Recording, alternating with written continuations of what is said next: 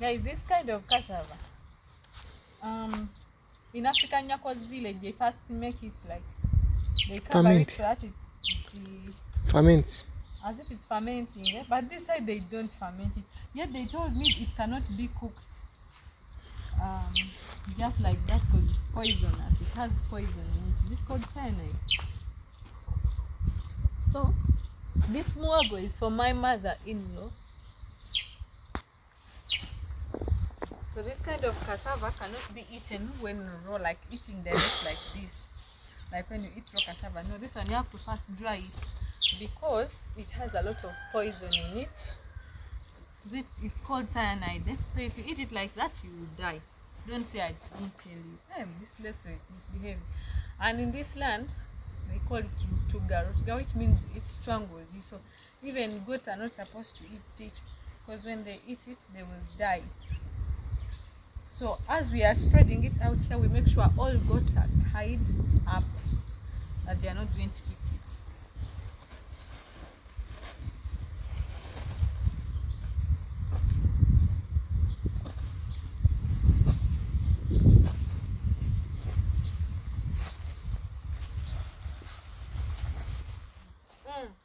Guys, here in the west, even the coverings of the cassava are dried and are mixed up in the millet and milled together to make the food. Yeah, but most parts that is not part of the food.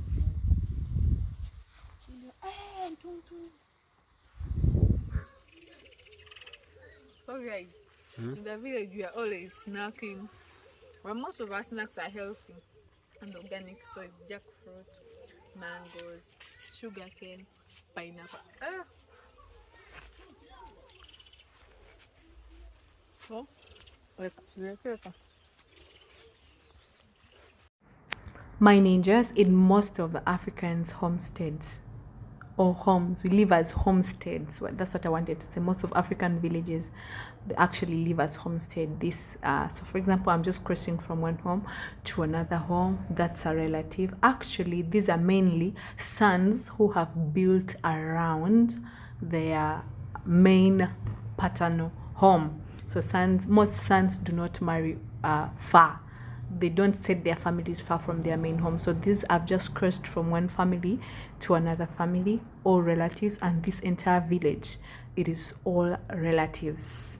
Not distant, like distant relatives, maybe uncle, aunties, cousins, and all that. So here we've come to our auntie. She's a wife to my husband's uncle. Yes. So it is the time we came to this village, it is harvest time, and they have just harvested a millet. That is what she is working on. She is sorting it out. Let me tell you, millet has a lot of work attached to it. Hey, it's not easy. It's not easy. Millet is a lot of work. That's why it's very expensive.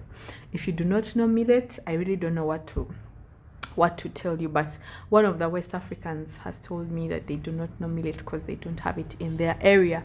But millet here in Uganda, it's mainly grown in the eastern parts of the country, in some parts of the northern and on the West Nile, or yes, in the West Nile they do, and in the western part of the country, western Uganda. That's mainly in the regions of Mbarara, Bushenyi, and all that side. So from this millet, we can use it to make millet porridge, we can use it to make the millet drink, we can use it to make tapioca, the millet bread, which I think I've shown you on this channel before.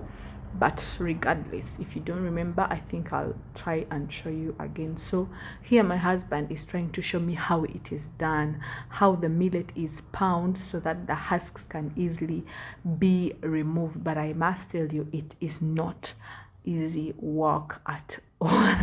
It is not easy work at all. And like I told you, in our villages we don't have gyms. It is these kinds of work that make us do the cardios, like a simple kind of workout on a daily, because this is the lifestyle, this is the work people do on a daily.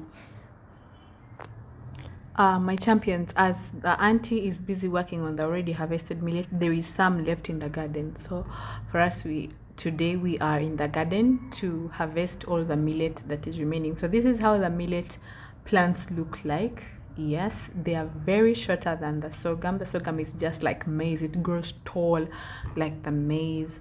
And so all this was a millet garden. But I must tell you, millet is a lot of work. It is tiresome. We can harvest from morning to evening, imagine. And this evening we've just finished our lunch. So I was complaining of satisfaction, and we are here to harvest more again. As you can see from here, some of the parts that we have finished harvesting, and it's not easy work, I should tell you. It's not easy.